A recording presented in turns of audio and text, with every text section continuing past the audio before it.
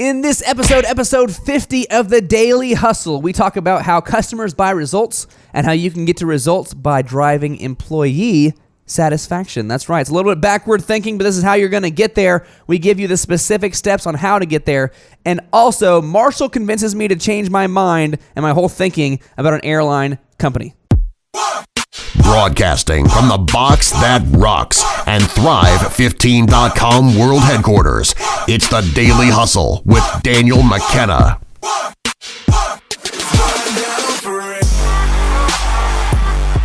What is going on, everybody? It is episode number 50, episode 50 of the Daily Hustle. To my left, as always, Marshall F. Morris, plus 4 shots of espresso this morning. It's the Marshall F. Morris plus 4 shots of espresso this morning combo. And over here, Daniel McKenna. This is episode 50 of the Daily Hustle, and today we are talking about how employee satisfaction drives customer satisfaction. This is more from the service profit chain. We've been talking a lot about the service profit chain lately.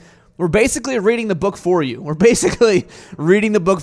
And distilling all the knowledge and combining it with real-world scenarios to give you a lot of value here when we're talking about why employee satisfaction drives customer satisfaction. Marshall, how are you doing today? I'm doing spectacularly. Dare I say sensationally? Well, I appreciate that. That's good. I like that a lot. Yeah. Who do you think this episode is for? Why you brought this up as like this would be a good topic to talk about?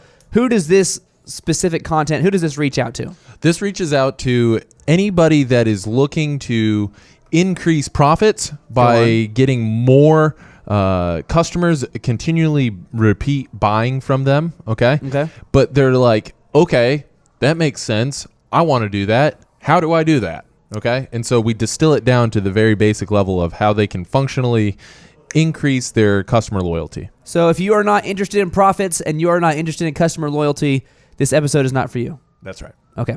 But if you are interested in those things, we will continue. This is episode 50, Marshall. Yeah, 50. Go ahead and give us the you know who the 50 is going to be. You know who it's going to be. I know. Go ahead and give us the bio, and then we'll talk. We'll reveal. It'll be the reveal to the audience of who the episode 50 is for. Okay. So episode 50. This is the bio. He is a 10-time NBA All-Star. A whole decade of NBA All-Starness. Yep. Okay. He was the 95 NBA MVP. Okay. He is a 2-time NBA champion. Okay. A 2-time Olympic gold medal winner. Yep. 2-time Naismith Memorial Basketball Hall of Fame inductee. 2-time. Which is pretty impressive to be inducted into the Hall of Fame twice. Yeah. His individual career and a member of the 92 U.S. Olympic basketball team. The Dream Team. Yep. 2-time Olympic Hall of Fame inductee. And he is widely considered one of the greatest centers. Oh. Centers. A little bit of reveal. In both college and NBA history. Okay.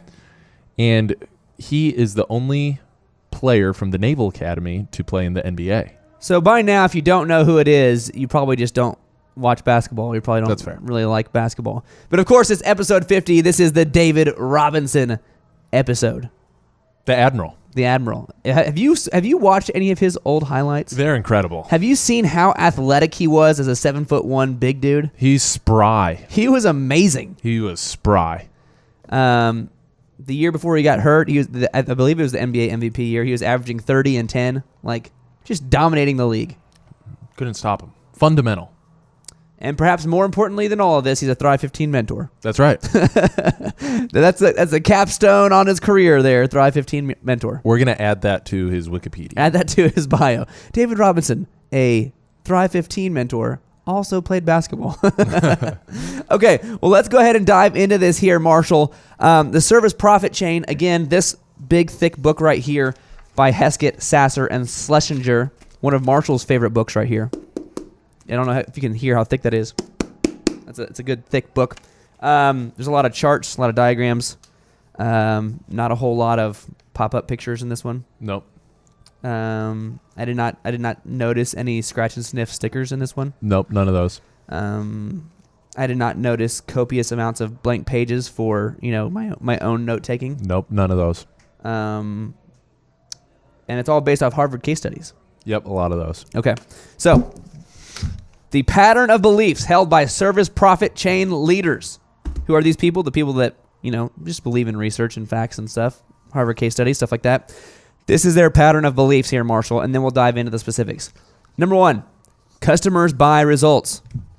Okay. That's a pattern. That makes sense. Okay. So if customers buy results, therefore, employees with the right attitudes, incentives, training, right amount of latitude who will listen to customers are the key to designing and providing services that create such results.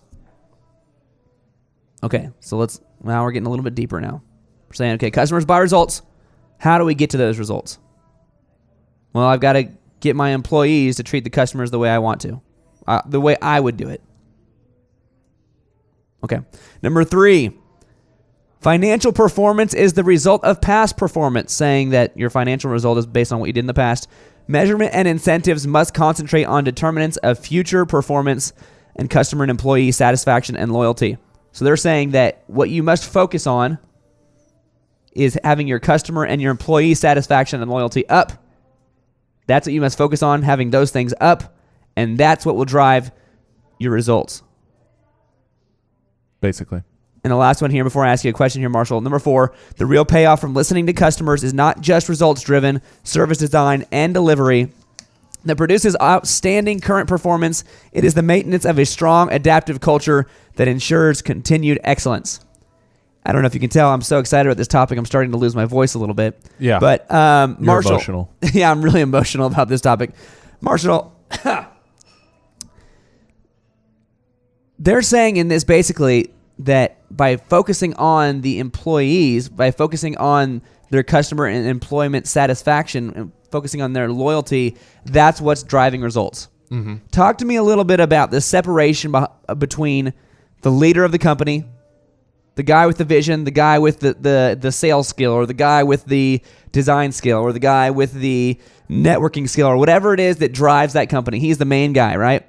And then talk to me about the separation between him and the guy behind him, and then the guy underneath that guy, and then the gal underneath that guy, and then the guy underneath that gal. And then when you get to the front line, talk about the separation between maybe the top guy and the front line guy as far as vision, as far as drive, anything when it comes to satisfying the customer. Okay. So everybody watching, okay, whether you are the owner of a small dog walking business, or you are Is your business small, or do you only walk small dogs? I want to be very clear for the people at home. I don't know why that was so funny. That was really funny. That was pretty good. Or you are the CEO of a large petroleum and gas company. Sure. Okay. You're up here and you're super passionate about the business because you are the owner of the business. Yep. And then you have the vice presidents of all of the different departments. Who are probably pretty pumped about the business, probably care a lot. Yep. Yeah. If you have a small company, then chances are you are those vice presidents. You are both of those positions. Yeah. Okay. Then you have middle management, who is less passionate but more focused on doing their job. They're making sure they hit their results, making sure they don't get in trouble. Yep. Making sure they kind of stick to the letter of the law. Maybe there's some of them that are really trying to grow and become those vice presidents. Yep. But for the most part, they're the ones that are following the managers or the vice president's orders. Yep. Okay. Then you have the managers of all of the employees. Sure. And then you have all the employees. Now, depending on how big your business is, you might play a lot of those roles. You might be all of those roles. You might be. You might be 5 out of 6 of those roles. That's right. Okay. Okay.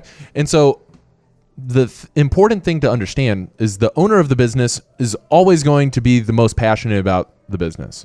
Nobody will be more passionate about the success of the business than the owner. Nobody will be more passionate about the success of the business than you.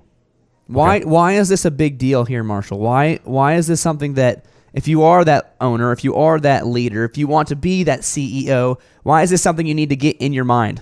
Because if you don't understand that and you feel like, oh, my employees should just naturally be passionate about the business, excited about the business all the time, that's going to be a rude awakening when you find out that they're not.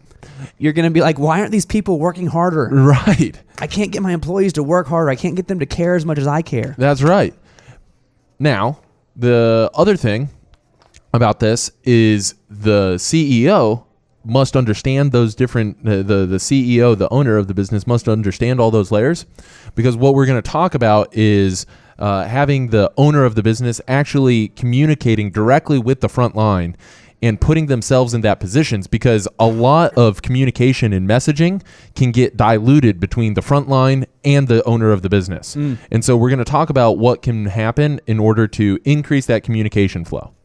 So as the leader of the business, the leader, the one with the vision, you can't be the one that's talking to every person, right? Right. Assuming your business is starting to grow, you're reaching more and more customers, assuming that's what you want your business to do if you're not there yet. You can't be the one to talk to every one of those customers. That's right. So how are we going to communicate your vision? How are we going to communicate your passion through your other employees to those customers? Mm-hmm. Because that's what's going to get people, like, you're the one that cares. You're the one that's like, this is everything. This is awesome. We're going to do a really awesome job. How do you get that through your employees to your customers? So if you think about it, up top, you got the business owner, the CEO, the chairman, and they're communicating down to the bottommost level, okay, from the top to the bottom. Yep. They're communicating resources, personal development, the vision of the company, the mission of the company. That's all going down, okay? And what's going up the line is real life scenarios, customer service issues, sales, all of these things that start with the employee. And so what we're going to get into today is specifically how do you increase the communication flow in between the top to the bottom and the bottom to the top. Okay. So what can you do about it? If you are saying, okay, this is starting to make some sense, that employees with the right attitudes, incentives, training, right amount of latitude, who will listen to customers are the key to designing and providing services that create results, and customers buy results, and you want your customers to buy your results. This is what you can do about it. That's right. Okay, Marshall, the first one is putting employees first. Talk to me about this. Okay, so we have a good example. Hal, maybe? or Hal. Hal. I think it's Hal. I'm just going to say Hal. Rosenbluth. Yes. We agreed before the Bluth. show. Yeah, Bluth. Okay. Okay. Rosenbluth started Rosenbluth International, a travel agency that was acquired by American Express. He says the customer comes second. Ooh. This doesn't mean that they ignore customers. Okay. The assumption here is that the employee is the pathway to the customer's heart, something that Rosenbluth's customers experience over and over. Okay. So it's important to understand that if you don't take up for your employees, okay, there's going to be some terrorist customers. But if you make the terrorist customers the standard, okay, and not the exception, okay, then what you're going to find is your customers are going to walk over your employees every day of the week. They're just going to walk all over them. And so if you're not going to take up for your employees, nobody else is. Your customer's not going to. So first and foremost, the company needs to support the employees and let the customer know that they come second. Our employees come first. Okay. Well, and I think this is where this matters here too. When you're talking about communicating that vision, you're talking about communicating that passion that you have in the business. You're not talking to everybody individually. If Sam calls my donut franchise, I'm probably not talking to Sam. It's probably somebody working at that franchise location that's talking to Sam. So how do I get my message through those layers of employees to the customer? Because the customer is what I want to get to as a business person, right? Like the customer, financial results is why I have this business, why I'm trying to grow this business. But I have to realize, okay, to get there, the customer is actually second. The employee is first, because the employee is the pipeline to get to my customer. That's right. So what does that mean for you? Well, if you take that into consideration, if you say, okay, this is my new mindset, employees are first, customers are second, what does that change for you? Well, that means now, if employees are first, how much more training do I need to give employees to communicate my vision? How much more do I need to communicate? Do I need to over-communicate with my employees to get that vision to them? What other things do I need to do to treat my employees in a way that they now feel empowered to treat my customers the way I want them to be treated? Because the employees are basically your pipeline to get to those customers. Because the customers are the ones that are buying results. And you're in business because you want customers to buy results. So that's what they're talking about here, putting employees first. if you have that as your mindset, what changes for you? What changes for you in your business? I would say a lot of stuff probably changes for you in your business. Because until that point, you're saying, okay, customers first. How do I get to the customer? Well, I need a graphic design guy. All right, Sam, you're my new graphic design guy. Here's your salary. Design me some sweet stuff. Let's talk to the customer. Okay, that's one way to do it. That's probably the normal way to do it. Or you can say, okay, Sam, here's our vision. Here's our passion. This is what we're trying to do for this customer. This is how we're going to treat this customer. This is what our company is all about, treating this customer. I'm going to give you the latitude to work with how you need to treat this customer the right way in these guidelines, because he's the pipeline. Sam is the pipeline in that case. So that's putting employees first. Okay. That's step one. Step two. First was putting employees first. Step two, spending time on the front line. Marshall. Now, if you are a small business person, perhaps this is your everyday. But as you grow, you probably don't want it to be your everyday. So let's go into the future. You're no longer the small business person. Let's say you have 100 employees. Now you're no longer the guy that cleans all the carpets or paints all the houses or fixes all the plumbing or walks all the small dogs. Talk to me about spending time on the front line. So, William Pollard, he talks about this. It's not by chance that our service profit chain leaders spend unusually large amounts of time talking and working with employees. So Chairman William Pollard and his colleagues at ServiceMaster clean customers' toilets in hospital operating rooms at least one day a year. It reminds all of us what our business is all about. No matter what job we're in, we're not too busy to serve. Let's say you are one of those. Let's say you do work for ServiceMaster, Marshall. You work at ServiceMaster. You're cleaning toilets. You're cleaning hospital operating rooms. You're keeping things nice and orderly, making sure, it's a clean environment so that people don't get infected, stuff like that. Big company. And then William Pollard and his cronies, the big dogs, the ones that you see on the pamphlets and the ones that you see maybe once a year at the convention, they come in there and they're also working with you. What does that do for you as a frontline employee? You're like, wow, this guy's humble. This guy gets it. I want to do a better job. This guy, even though he makes all these strategy decisions all the time, he understands at the core of he gets it. So, I'm going to do a good job. This guy's, cleaning. Not every day. He has other things to be doing. But at least he has the willingness to step into and not only ask me what I'm doing or ask me some survey or ask me some feedback, but he's just going to go experience it himself. He gets it. Do you think that makes you like William Pollard more? Yes. Do you think that makes you want to work for William Pollard more? Yes. Okay, so maybe you start driving a little bit of employee satisfaction there, employee loyalty. If you see, okay, this guy is a cool guy.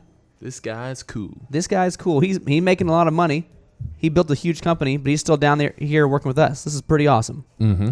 Also, on the other side of things, I can tell you from personal experience, if you aren't doing the actual work occasionally, or if you aren't having somebody you trust doing the actual work occasionally, and it gets further and further removed from you, and now people that you barely know are also doing the work for a long period of time, all of a sudden the specific details of how to actually do that work start to fade a little bit.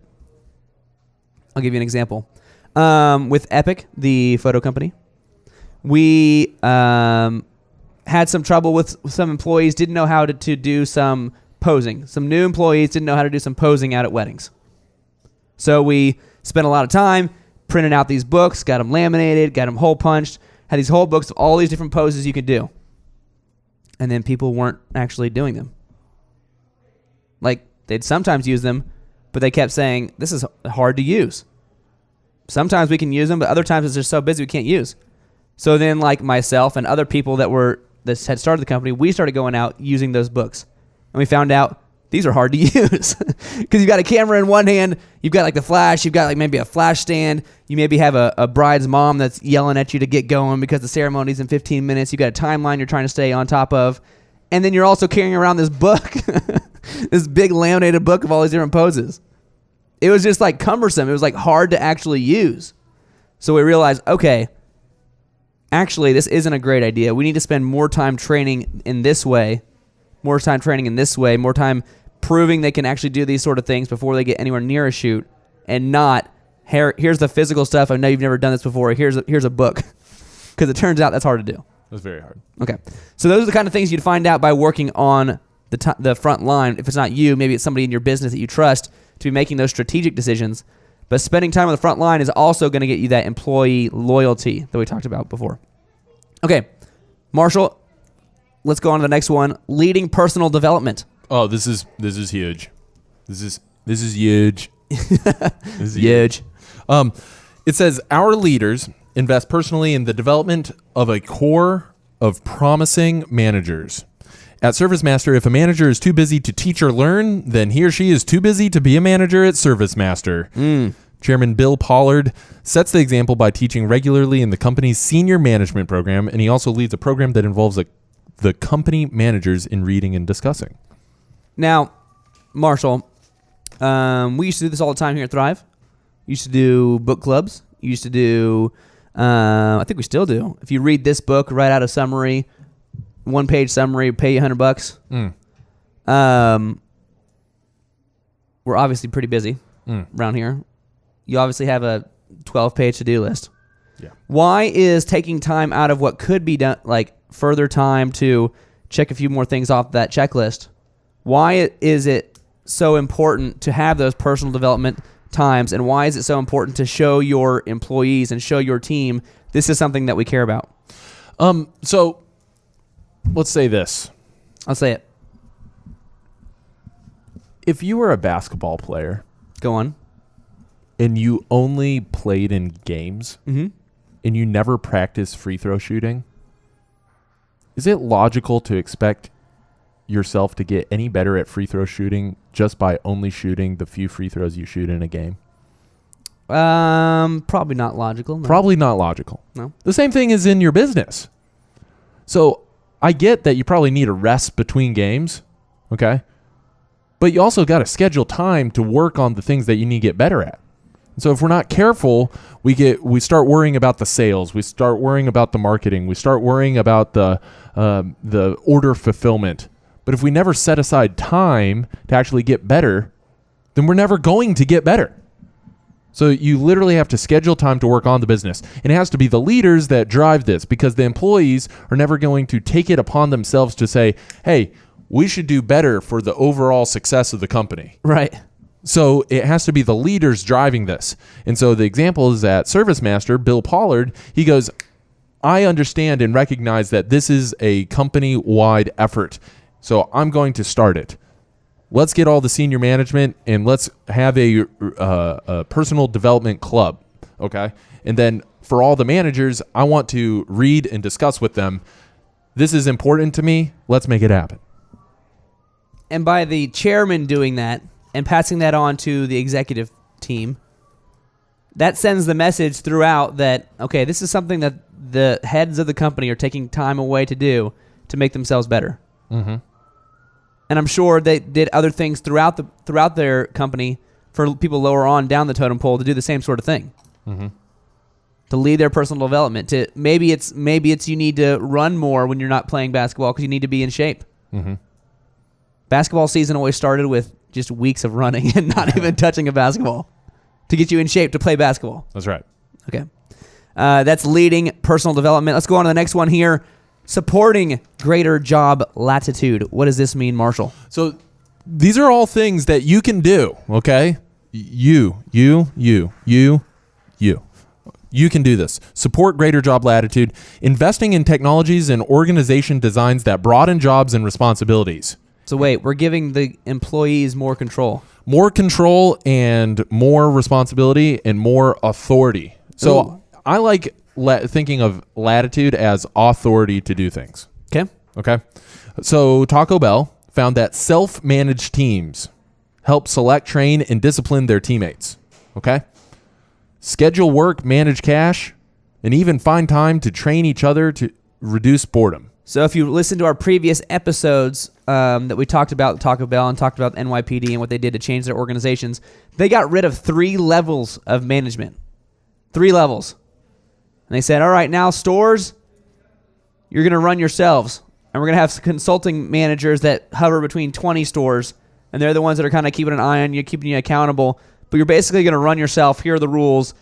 Get after it.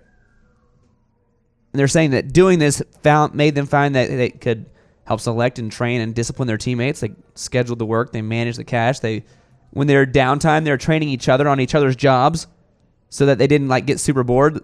So they'd be like, okay, today I'm working the nachos. You're working the burritos. You want to have a competition to see who can make a Crunchwrap Supreme the fastest? Right, right. So they killed a ton of their overhead, and the actual productivity of those teams went up. I bet you I can fill 4 large Diet Cokes faster than you. Is that an actual challenge, or are you just kind of playing? I really think I could. Okay. What about Southwest Airlines? How did they do this here? Okay, Southwest Airlines is a heavily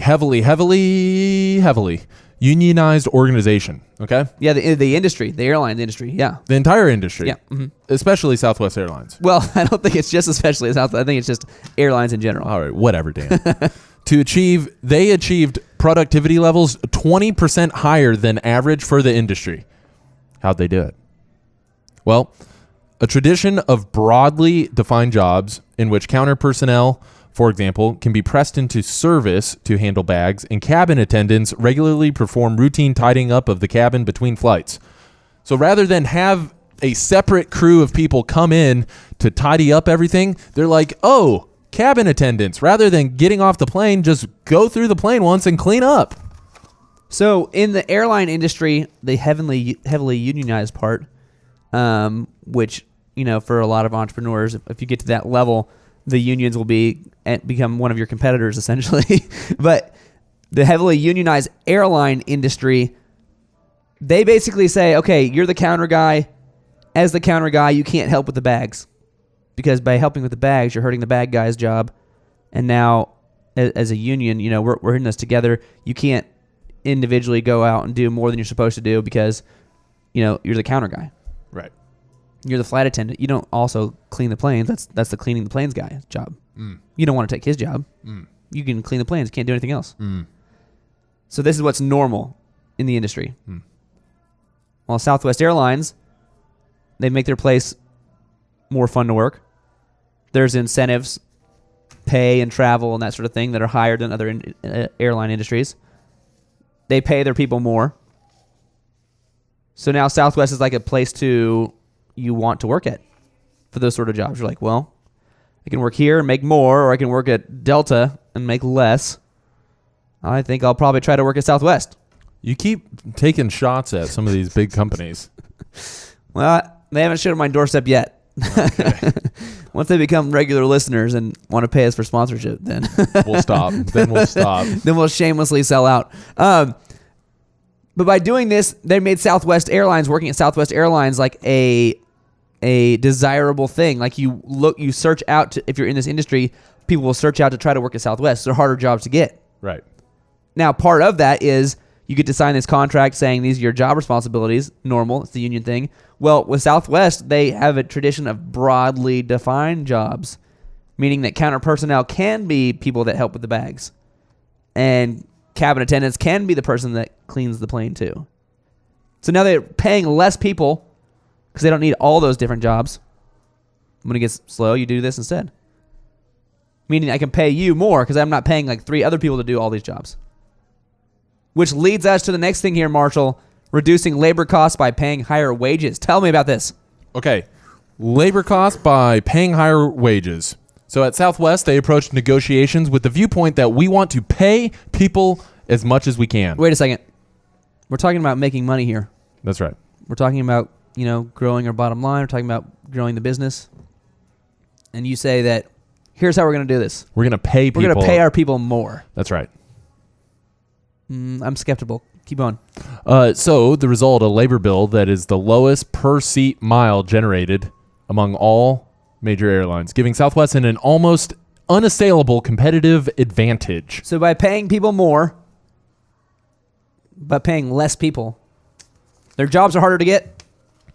The people that get those jobs get paid more. They're probably better suited. They probably get to cherry pick the best of the class, right? Oh, yeah.